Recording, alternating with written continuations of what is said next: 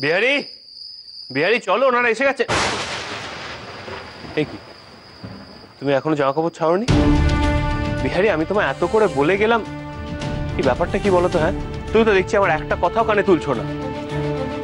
মুখুজ্জে বাড়ির মান সম্মান তুমি ডুবিয়েই ছাড়বে। মহিন্দা, তুমি তো দেখতেই পাচ্ছ আমি অসুস্থ। আমার এখন এসব জামা কাপড় পরতে ইচ্ছা করছে না। আর তাছাড়া এখন এই ধুতি পিয়ান বদলের আমার ক্ষমতাও নেই। তাই তোমার অতিথিদের সাথে আমার পরিচয় নাই বা করালে, তাতে মনে হয় এই বাড়ির সম্মানটুকু বাঁচবে। যেতে কি কোথায় যাবে তুমি বিহারি? যেতে তোমাকে হবেই। দরকার পড়লে এই জামা কাপড়ই তোমাকে নিয়ে যাব। জামা কাপড় পরতে অসুবিধা হচ্ছে, তাই না? হ্যাঁ, তা তো হবারই কথা। মানে চোটটা তো আর মামুলি নয়। ঠিক আছে, তুমি এক কাজ করো, তোমার জামা কাপড় পাল্টাতে হবে না, তুমি এই বেশেই চলো। হ্যাঁ, নিশ্চয়ই বুঝবেন যে তোমার চোট লেগেছে, তুমি অসুস্থ। আর তাছাড়া ছেনা বামুনের আর পৈতের কিসের দরকার বলো? বিহারি শোনো, আর দেরি করে লাভ নেই। তুমি একটা কথা বলো তো, তুমি আমার কাঁধে ভর দিয়ে যেতে পারবে তো? কোথায় যাব? বারে, তোমার নামে এত বড় পুজোর আয়োজন করা হয়েছে, আর তুমি সেখানে গিয়ে দুদণ্ড বসবে না?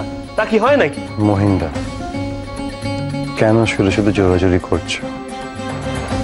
দেবদীপ যে আমার কোনোদিনই ভক্তি বা বিশ্বাস ছিল না, তুমি ভালো করে জানো।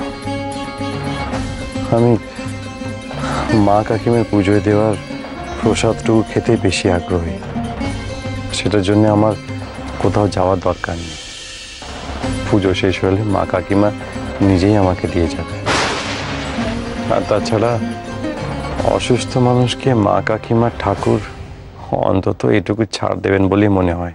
তোমার স্পর্ধা দেখে আমি অবাক হয়ে যাচ্ছি বিহারি। আজকে সামান্য কারণে মহেন্দ্র মুখুজ্জে তোমাকে তোয়াজ করছে, আর তুমি একজন আশ্রিত হয়েও সেটা বারবার অস্বীকার করছো। কিন্তু মহেন্দ্র মুখুজ্জে যখন একবার স্থির করেছে, তখন তার কাজ হাসিল করেই ছাড়বে। মহিন্দা, কি এত ভাবছ? এই রোগীর পিছনে সময় নষ্ট না করে যাও, অতিথিদের ঠিক মতো আপ্যায়ন করো গিয়ে। বেশ, তার মানে তুমি যাবে না, তাই তো? না, আর আমার কাছে অনুরোধ করে নিজেকে বারবার এভাবে ছোট করো না।